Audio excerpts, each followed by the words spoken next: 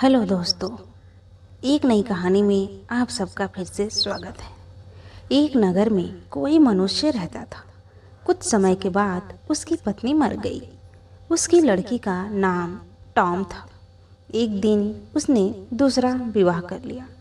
उसकी सौतेली माँ बालिका से स्नेह नहीं करती थी। पूरे दिन काम करके भूखी बालिका सो जाती थी। सौतेली माँ की भी एक कन्या थी जिसका नाम काम था। कुछ दिनों के बाद उसके पिता की मृत्यु हो गई। अब तो टॉम नामक कन्या की दुर्दशा होने लगी। यद्यपि पिता का एक विशाल भवन था, किंतु बालिका एक छोटे से कमरे में रहती थी। अन्य कक्षों में यह प्रवेश भी नहीं कर सकती थी। घर का सारा काम भी वही करती थी। सारा काम करने से वह कमजोर हो गई थी, परंतु किसी को कुछ भी नहीं कहती थी। एक दिन सौतेली माँ ने उसे लकड़ी लेने वन को भेजा। उसने विचार किया, अच्छा होता यदि उसे कोई भेड़िया खा जाता, लेकिन मारने वाले से बचाने वाला बलवान होता है। सौतेली माँ के दुख का एक कारण यह भी था कि टॉम नामक कन्या सुंदर होती जा रही थी। एक दिन सौतेली माँ ने दोनों कन्याओं को कहा, गांव के तालाब से कुछ मछलियाँ पकड़ लाओ। जो अधिक मछलियाँ नहीं लाएगी उसे रात्रि में भोजन नहीं मिलेगा। टॉम नामक बालिका ने विचार किया कि यह नियम केवल मेरे लिए लागू होगा। उसने प्रातःकाल से शाम तक अपनी टोकरी मछलियों से भर ली। भरी हुई टोकरी देखकर काम नामक बालिका ने कहा, हे बहन, तेरे मुख पर धूल लगी है, इस सरोवर में स्नान क्यों नहीं कर लेती। जब टॉम स्नान करने गई तब काम उसकी मछलियों से भरी टोकरी लेकर घर की ओर चल पड़ी। टॉम विलाप करने लगी। कुछ समय बाद सरोवर से एक जलपरी निकली। उसने विलाप का कारण पूछा। बालिका ने सारा वृत्तांत कह सुनाया। जलपरी ने कहा, हे पुत्री, शोक मत कर। तेरी टोकरी में मैंने सुनहरी मछली डाल दी है। तू उसे अपने घर के पास वाले कुएं में डाल दे, वह तुम्हारी मन की इच्छा पूर्ण करेगी। उसने वैसा ही किया। वह मछली प्रतिदिन उसके साथ बातें करती थी। सौतेली माँ को शंका हुई। उसने टॉम नामक बालिका को एक दिन बाहर भेज दिया। सौतेली माँ ने उस मछली को कुएं से निकाला और उसे खा गई। शाम को टॉम कुएं के पास गई और मछली को पुकारा, परंतु कोई उत्तर न मिला। वह करुण विलाप करने लगी। तब जलपरी ने कहा, शोक मत कर, मछली की हड्डियों को अपने कमरे में गाड़ ले। टॉम नामक कन्या ने वैसा ही किया। उस समय उसे एक सुंदर साड़ी मिली। चूंकि दूसरे दिन उत्सव था, सौतेली माँ ने चावल और चने मिलाकर टॉम नामक कन्या को कहा, तू इन चावलों में से चनों को अलग कर। ऐसा कहकर सौतेली माँ अपनी बेटी के साथ मेला देखने चली गई।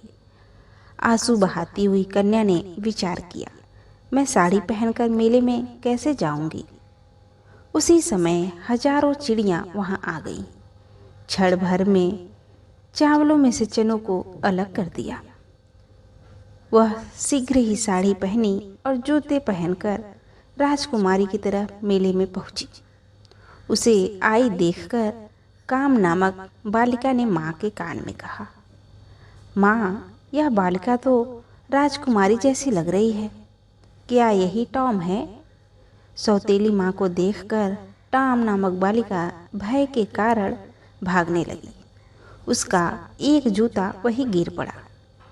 एक राजपुत्र उस जूते को देखकर मोहित हो गया तथा उसने अपने सैनिकों को आदेश दिया कि जिस भी राजकुमारी का यह जूता है उस कुमारी को राजभवन में लाओ। सैनिक ढूंढकर उसे वहां ले आए।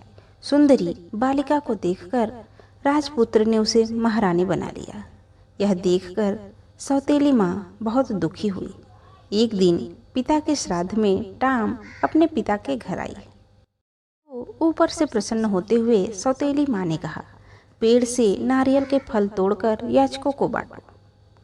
जब वह वृक्ष पर चढ़ी तो सौतेली माँ ने वृक्ष को काट दिया एवं स्वयं रोती हुई राजा को कहने लगी, हाय, मेरी पुत्री नारियल के वृक्ष से गिर गई और मर गई है।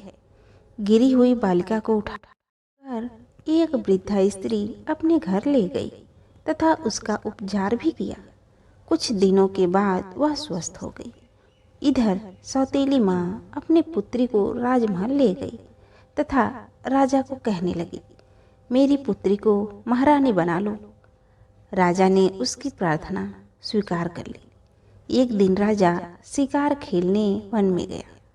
देखते देखते सर्वत्र अंधकार हो गया। उसी वन में कहीं दूर उसने एक जलते हुए दीपक को देखा। बहुत समय बाद वह वहाँ पहुँचा। राजा ने कहा, मैं यहाँ रात्रि में विश्राम करना चाहता हूँ। वृद्धा स्त्री ने राजा का स्वागत किया, लेकिन जब राजा ने वहाँ टॉम को देखा तो उन्हें बहुत आश्चर्य हुआ और खुशी भी। जब राजा ने महारानी से पूछा कि उनका यह हाल कैसे हुआ, तब महारानी ने सब वृत्तांत महाराज को सुना दिया। महारानी के मुख से सौतेली माँ के द्वारा किया गया सारा वृत्तांत सुनकर राजा कुपित हुआ और अपने सैनिकों को आदेश दिया कि महारानी की सौतेली माँ और उसकी पुत्री को कारागार में डाल दो। इस तरह सौतेली माँ और उसकी बेटी को कारागार में डाल दिया गया और राजा अपनी महारानी के साथ सुखी पूर्वक रहने लगा। कहते हैं ना, भगवान के घर देर है अंधेर नहीं। अगर आपको कहानी अच्छी लगी तो वीडियो को लाइक करें और चैनल को सब्सक्राइब जरूर करें।